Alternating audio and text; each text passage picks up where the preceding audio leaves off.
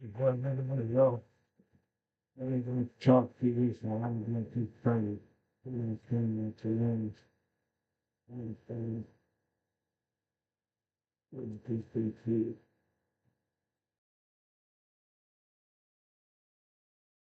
You won't believe what Katt Williams just revealed. It's not really about knowing anything, it's about where to go to get the information. He's unlocking ancient secrets and dropping knowledge bombs that will leave you stunned. Even Tesla says that this is where he came to get the information. From Nikola Tesla and where he took his knowledge from, to the mysterious device the Anunnaki wear on their wrists, to the real purpose of the pyramids and hidden technologies. People were coming to this region for their information and their knowledge and their things that were forbidden, and these were the highest of human civilization. Let's dive in and uncover what Katt has to share. Holy sh**. Is this weed talk, Joseph? No, this is so legit. Katt Williams makes a compelling argument about the true sources of ancient wisdom, suggesting that the ruins of temples and churches were not merely places of worship, but pivotal centers of education and knowledge transmission. If you were to read like thousands of books about people that knew a bunch of like you start finding out that it's not really about knowing anything, it's about where to go to get the information. So like when we look at all the ruins all around the world, like we're not seeing ruins of colleges and universities and all of that. We're seeing temples and synagogues and churches. Historical research supports this view, as many ancient temples around the world, such as the Library of Ashurbanipal in Mesopotamia or the House of Life in ancient Egypt, were indeed centers of learning, storing vast collections of texts and serving as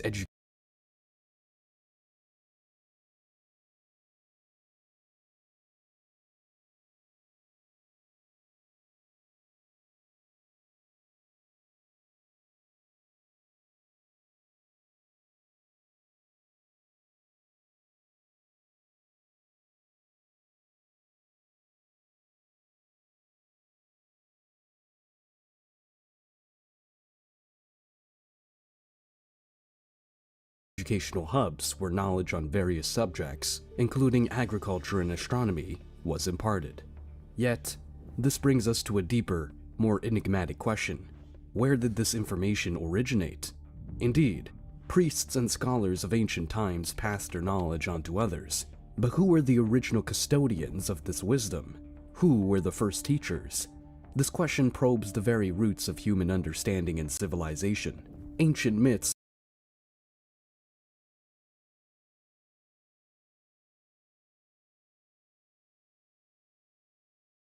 many ancient temples around the world, such as the Library of Ashurbanipal in Mesopotamia or the House of Life in ancient Egypt, were indeed centers of learning, storing vast collections of texts and serving as educational hubs where knowledge on various subjects, including agriculture and astronomy, was imparted. Yet, this brings us to a deeper, more enigmatic question. Where did this information originate?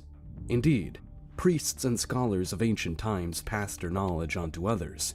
But who were the original custodians of this wisdom? Who were the first teachers? This question probes the very roots of human understanding and civilization. Ancient myths often attribute this knowledge to divine sources or celestial beings. Consider the Sumerians, who credited their knowledge to the god Enki, or the Egyptians to Thoth, the god of wisdom and writing. These figures are portrayed not merely as deities, but as pioneers of knowledge, who handed down essential information that formed the basis of these advanced societies.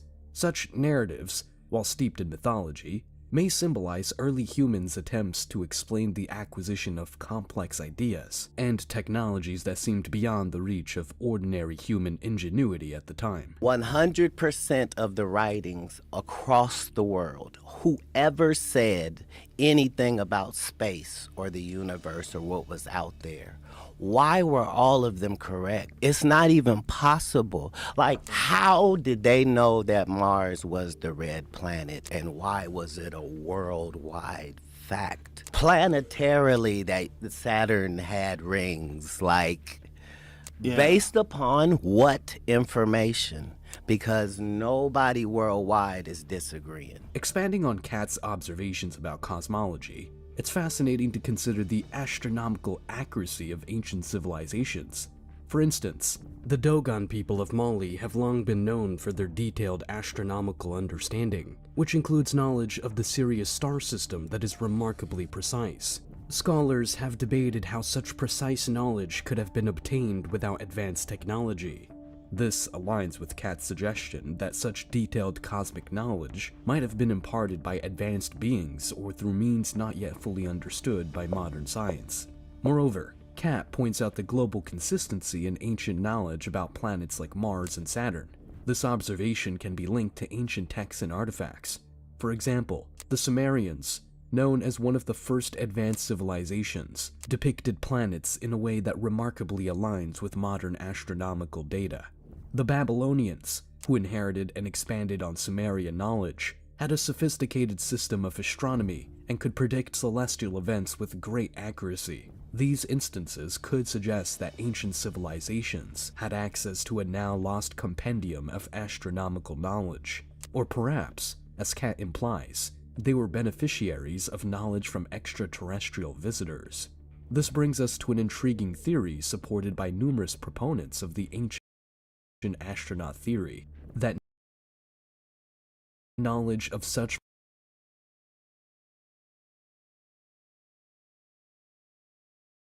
precision and depth suggests a possible transmission from advanced, non-human sources. This theory, while controversial, is bolstered by the uncanny alignment of ancient knowledge with modern scientific findings. Let's get back to Katt Williams and try to understand where he wants to take us. Even Tesla says that this is where he came to get the information. But if you follow that information pathway, it leads you to this character called Thoth. And the emerald tablets of Thoth are literally mind-changing and mind-blowing. The discussion between Katt Williams and Joe Rogan touches upon the intriguing and mystical emerald tablet, attributed to Hermes Trismegistus, a legendary figure blending aspects of the Greek god Hermes and the Egyptian god Thoth. The emerald tablet, also known as the Tabula Smaragdina, is a compact, cryptic text highly regarded in the fields of alchemy and Hermetic philosophy. The Emerald Tablet, also known by its more arcane name, the Tabula Smaragdina, is not just any ancient document. It is a portal to profound truths and alchemical secrets. The origins of this compact and cryptic text are veiled in the mists of time, with the first known appearances in Arabic sources from the 8th or 9th century.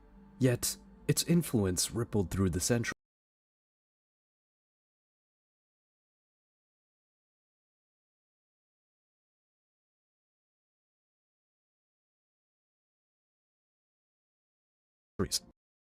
Captivating the minds of European alchemists during the medieval period when it was translated into Latin. The tablet's opening line, "As above, so below," resonates with an otherworldly wisdom, suggesting a deep correspondence between the heavens and the earth, the macrocosm and the microcosm. This principle of correspondence implies that by understanding the small, we can grasp the mysteries of the large, and vice versa. It beckons us to see the universe as a vast, interconnected web where each part reflects the whole. The content of the Emerald Tablet is a series of arcane aphorisms that hint at the processes of transformation and the unity of all existence. It speaks of the one thing, the primal substance from which all things emanate and to which all things return. This one thing is described as having the power to perfect the imperfect and transform the base into the sublime, a core tenet of alchemical practice. One of the more tantalizing passages reads, "Its father is the sun, its mother the moon. The wind carries it in its belly. Its nurse is the earth." This allegorical language suggests a cosmic process involving celestial and terrestrial forces, a dance of elements that leads to the creation and transformation of matter. For alchemists, this was not merely about turning lead into gold, but about achieving spiritual enlightenment and unity with the divine. Katt Williams mentions the fascination that even Nikola Tesla, the visionary inventor, had with such esoteric texts. The idea that Tesla might have drawn inspiration from these hidden sources only adds to the tablet's allure. It hints at a wellspring of advanced knowledge, couched in metaphor and symbol, accessible only to those who can decode its secrets. The Emerald Tablet is part of a larger body of work known as the Hermetica. These texts are divided into two main groups: the Technical Hermetica, encompassing writings on astrology, alchemy, and magic, and the Religio-Philosophical Hermetica, which delves into mystical and philosophical discourses.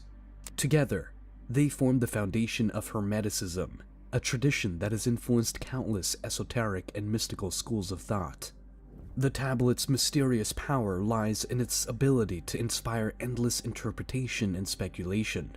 It suggests a hidden path to knowledge, a secret alchemical process that can transform the seeker both materially and spiritually.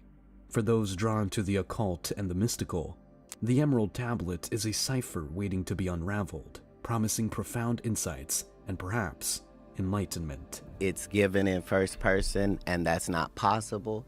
The things that are being said are impossible. Enough time has passed, though, that it's not like that. He literally says, hey, there's a spaceship on Earth, and this is where it is. Ever wondered what that necklace Katt Williams was wearing in all those super viral interviews actually signifies?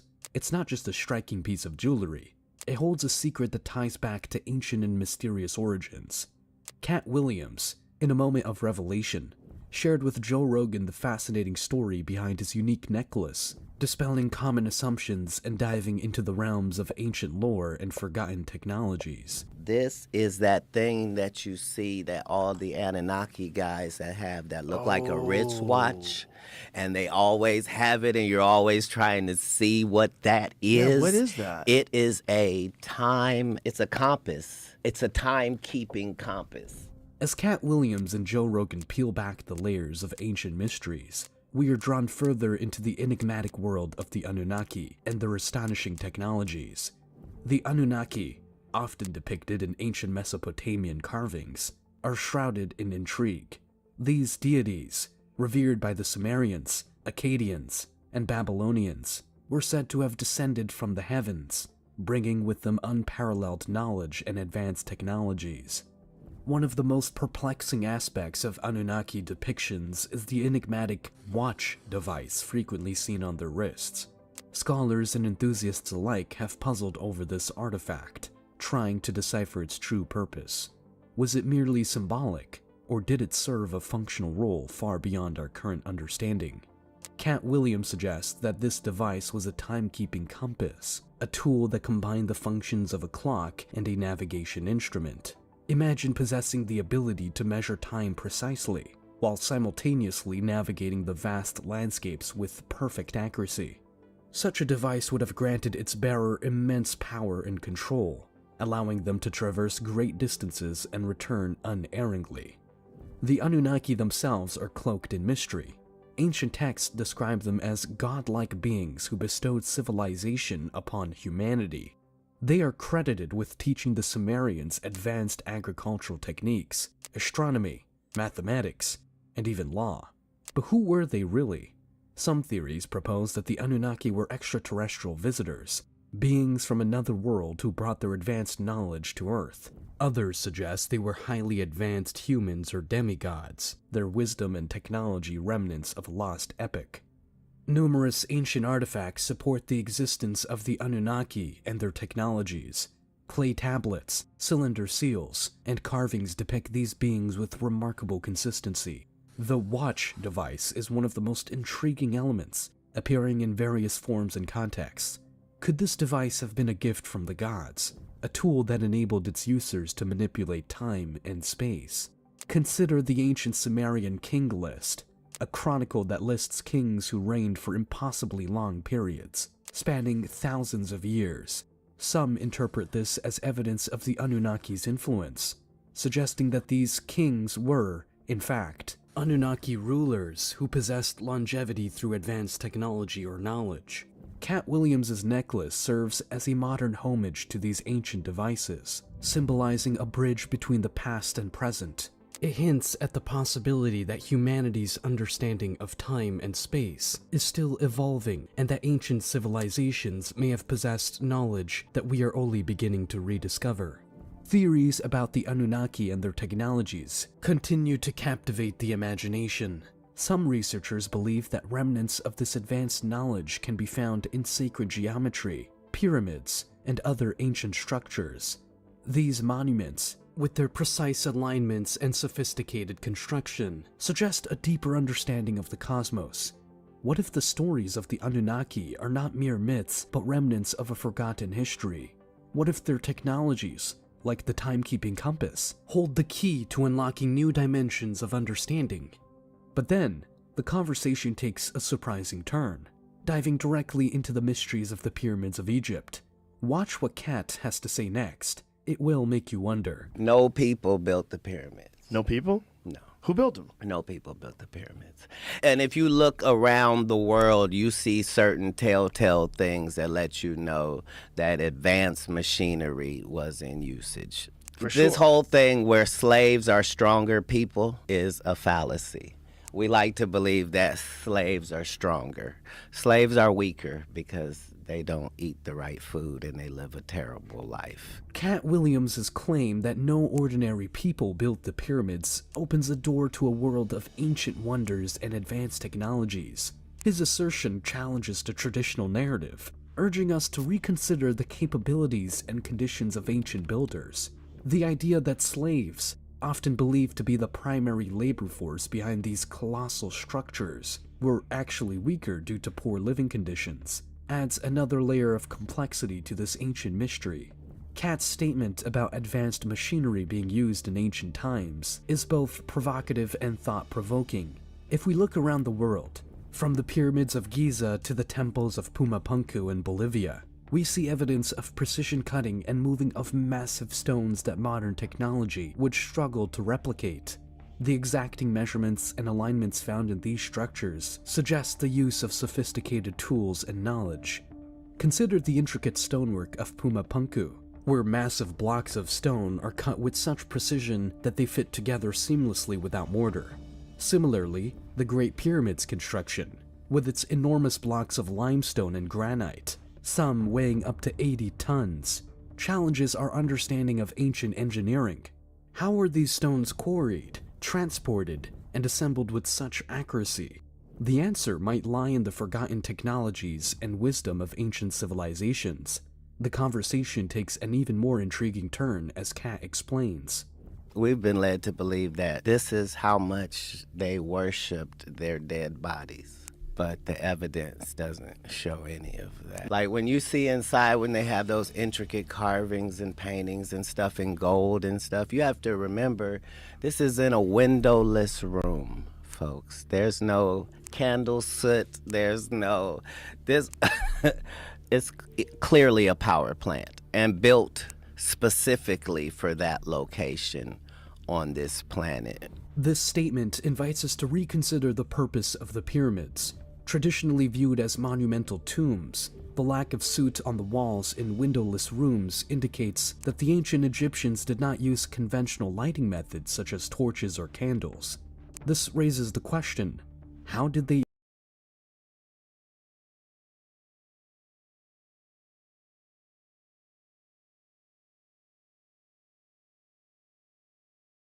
for that location on this planet? This statement invites us to reconsider the purpose of the pyramids.